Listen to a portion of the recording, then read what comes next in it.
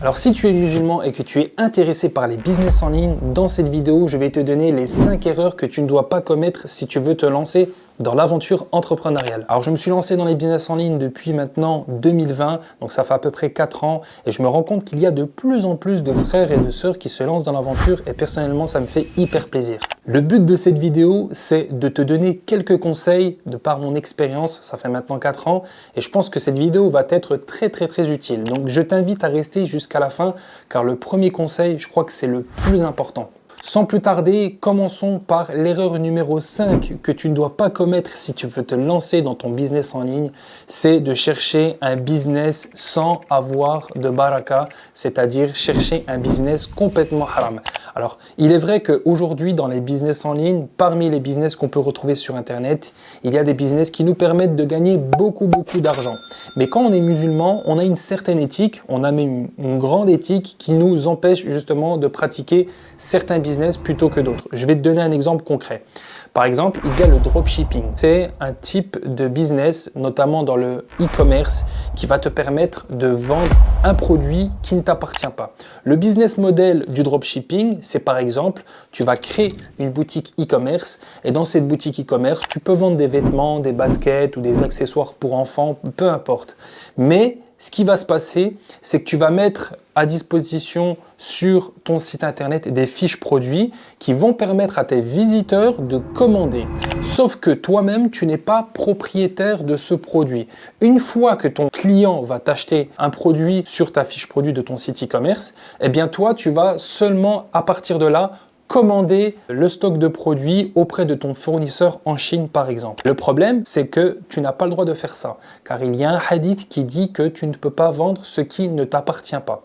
Donc toi, si tu veux pallier à ce problème, eh bien, il va falloir commander du stock avant de vendre ce produit.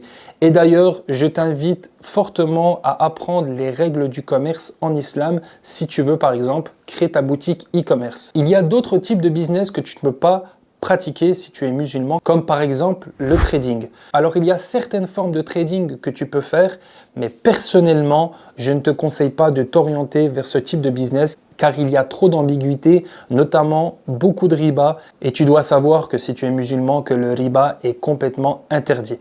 Donc déjà le dropshipping, je ne te conseille pas de le pratiquer, mais tu peux faire du e-commerce, donc en vendant par exemple des produits où tu es propriétaire et aussi le MLM, c'est un type de business qui est trompeur, donc je te déconseille de te lancer dans ce business. Mais il y a plusieurs autres business que tu peux appliquer. C'est pas le sujet de cette vidéo. D'ailleurs, si tu veux que je te présente quelques business, des idées de business pour te lancer, n'hésite pas à me le faire savoir en commentaire. Donc l'erreur numéro 5, ne cherche pas à lancer un business sans éthique, c'est-à-dire ne cherche pas à lancer un business qui est illicite. Oriente-toi vers des business qui sont licites. Si tu veux que je te fasse une vidéo à ce sujet, n'hésite pas à me le faire savoir. Et pour avoir la baraka, c'est-à-dire la bénédiction dans ton business, tu dois te concentrer sur un business qui est complètement halal, tout simplement.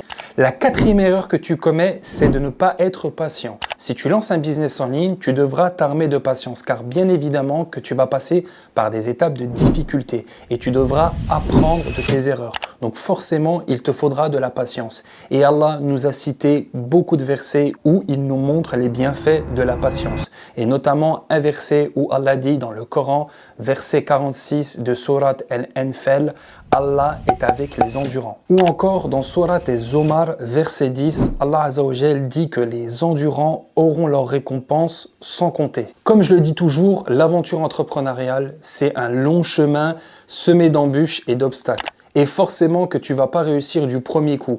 Dans de très rares cas, il y a des frères et des sœurs qui vont réussir à lancer leur business et à atteindre la liberté financière.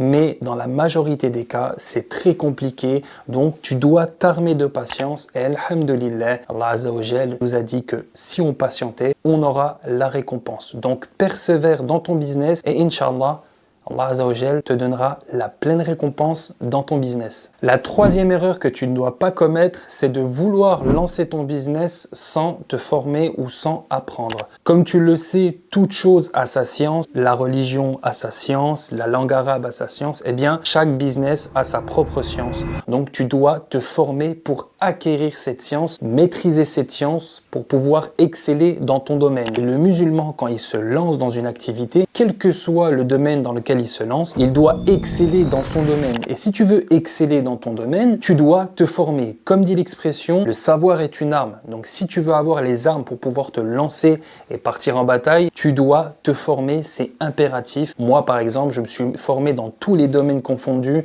J'ai appris à écrire des articles de blog, à faire du montage vidéo sur ma chaîne YouTube. J'ai appris plein de choses, notamment le SEO. Et encore au jour d'aujourd'hui, je continue à me former. Pourquoi? Parce que je suis entrepreneur et que j'ai plein de business. Je dois régulièrement faire des mises à jour pour pouvoir suivre l'actualité dans mes différents business. C'est hyper important et je t'invite d'ailleurs à faire de même. La deuxième erreur que tu commets, c'est de ne pas être discipliné.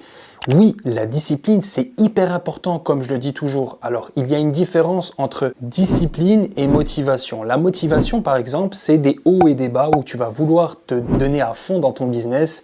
Et quand tu ne seras pas motivé, forcément que tu ne voudras pas continuer à développer ton business. Et la discipline, c'est que quel que soit ton état d'âme, par exemple la joie, la bonne humeur ou la tristesse, tu vas être discipliné dans ton business, tu vas continuer à mettre en place des tâches quotidiennes par exemple pour développer ton business. Et le musulman est vraiment discipliné. Oui, le musulman est très discipliné. Pourquoi? Parce que déjà on a les 5 prières par jour qui nous poussent à être disciplinés.